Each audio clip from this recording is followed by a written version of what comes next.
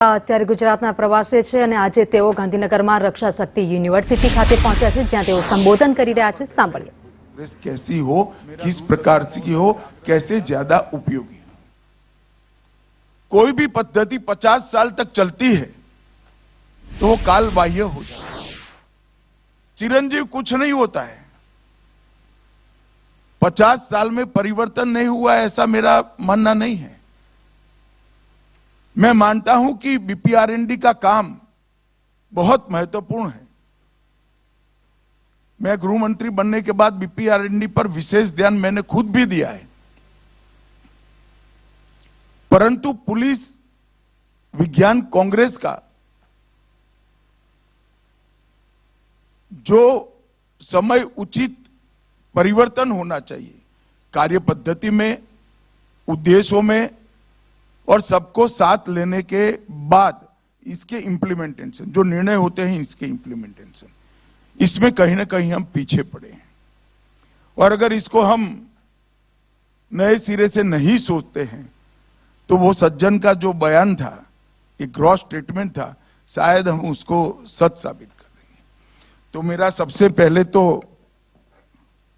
आग्रह है कि इसके पूरे स्वरूप पर हमने पुनः विचार करना चाहिए. आने वाली समय की चुनौतियों के समझे बगैर हमारा जो प्लानिंग होता है वो कभी सफल नहीं होता है. हमें एक बात समझ लेनी चाहिए कि ये 10 साल में भारत विश्व का नेतृत्व हर क्षेत्र में करने के लिए आगे बढ़ रहा है.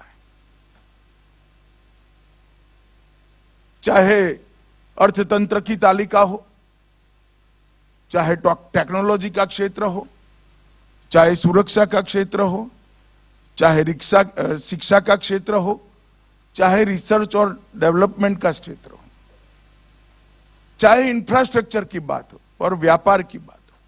हर क्षेत्र में इस 10 वर्ष ने भारत ने कई दशकों की कमियों को पूरा कर कर आगे बढ़ने के लिए कदम भी उठाया है और हमें सफलता भी मिली.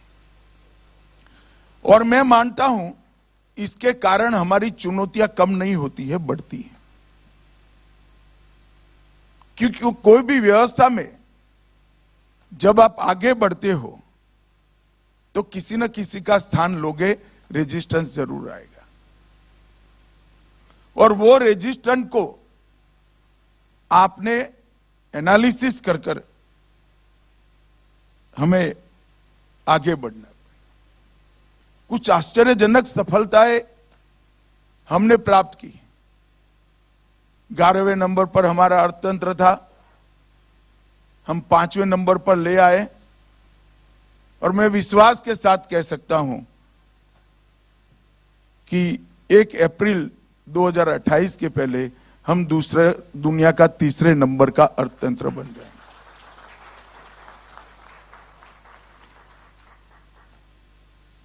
दुनिया के किसी भी चुनाव का विश्लेषण करने वाले पंडित से बात करते हैं तो उनको आश्चर्य होता है कि 97 करोड़ पंजीकृत मतदाताओं का वोटिंग कोई गड़बड़ के बगैर हो गया और सिर्फ 16 बूथों के अंदर पुनः मतदान हुआ. ये बहुत बड़ी उपलब्धि है.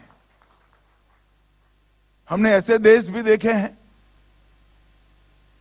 जो टेक्नोलॉजी की दृष्टि से बहुत आगे होते हैं और महीनों तक उनके परिणाम घोषित नहीं होते हैं. हमारे यहां 7 बजे मत गिनती शुरू हुई और 1 बजे परिणाम घोषित हो जाता है, विवाद भी नहीं होता है. ये बहुत बड़ी भी.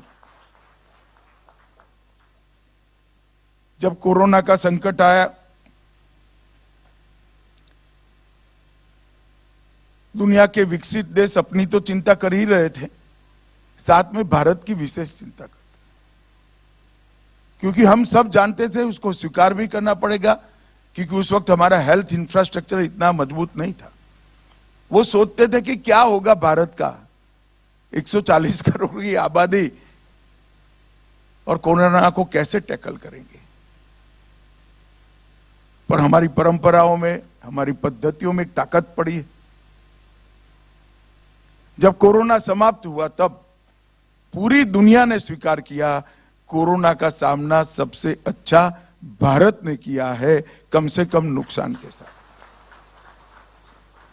जब हमारी ये स्ट्रेंथ दुनिया के सामने आती है तब चैलेंजेस बढ़ते हैं। वो चैलेंजेस को ध्यान में रखकर हमने हमारी तैयारियों को पुख्ता करना पड़ेगा। यहां पर आपने 8 सत्र के अंदर नए आपराधिक कानून, फॉरेंसिक साइंस का उपयोग, डिजास्टर मैनेजमेंट, ब्लॉकचेन टेक्नोलॉजी का उपयोग, साइबर धोखाधड़ी, स्मार्ट सिटी में पुलिसिंग, आदिवासी क्षेत्रों में सामुदायिक पुलिसिंग और जेलों में कट्टरवाद से निपटने के उपाय, इस पर चर्चा होगी। मेरा आग्रह है कि सभी प्रतिभागियों से इसके अलावे किसी भी एक विषय पर उनके सुझाव मांगने चाहिए और इसको संकलित कर इसमें से आगे बढ़ने की हमने चेष्टा करनी चाहिए। भाइयों बहनों, जब मैं आज आप सबके सामने उपस्थित हूं तब भारत की आंतरिक सुरक्षा और हमारी आपराधिक न्याय प्रणाली के अंदर हम आमूलचूल परिवर्तन कर चुके हैं। और जब परिवर्तन होता है, कोई भी परिवर्तन परिश्रम की भी मांग करता है, सामंजस्य की भी मांग करता है और समावेशी होने की भी मांग करता है। परिवर्तन वरना सफल नहीं होते। और अब आने वाला 10 साल का जो दौर है, ये भारत की क्रिमिनल जस्टिस सिस्टम को दुनिया में सबसे आधुनिक, सबसे वैज्ञानिक और सबसे ज्यादा तेज बनाने का समय है। मैं पैदा हुआ तब से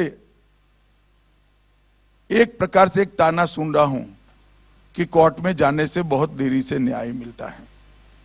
मैं आप सभी को विश्वास दिलाना चाहता हूं कि 3 नए आपराधिक कानूनों के इंप्लीमेंटेशन के बाद देश के किसी भी थाने में जो एफआईआर होगी, इसका सुप्रीम कोर्ट तक न्याय 3 साल के अंदर न्याय मांगने वालों को उपलब्ध हो जाए। और बहुत जिम्मेदारी के साथ